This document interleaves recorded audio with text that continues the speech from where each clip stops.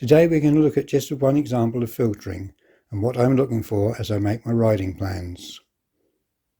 Here we are approaching the town of Sudbury in Suffolk, and we can see already that there is a sign for a possible queue.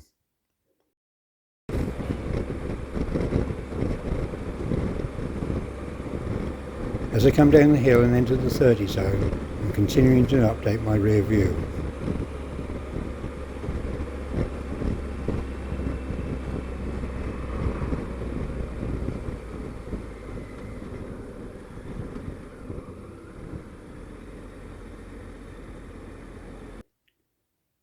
At this point we can see the traffic lights have just turned red, so the traffic will be held for some time.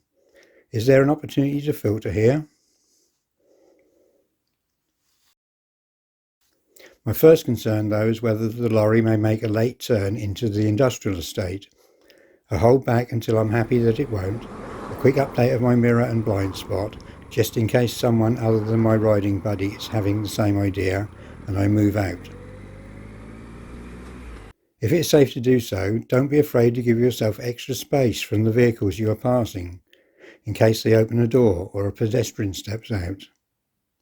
Looking down the hill now, we can see there are several gaps in the traffic and space beside them to filter to.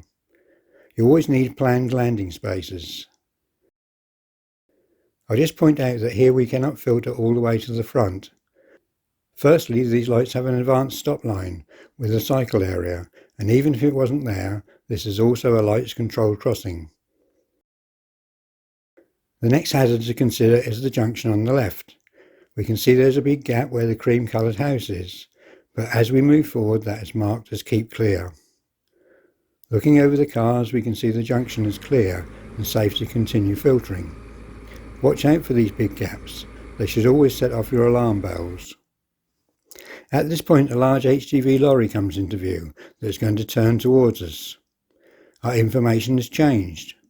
This is why you need to have plenty of options in your riding plan as to where you can land. You don't want to get stuck in the oncoming lane.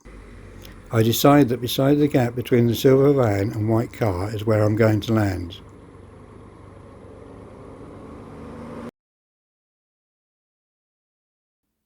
Now I can sit and wait patiently for the lights to change. As the lights change, I make a quick check of what is around me.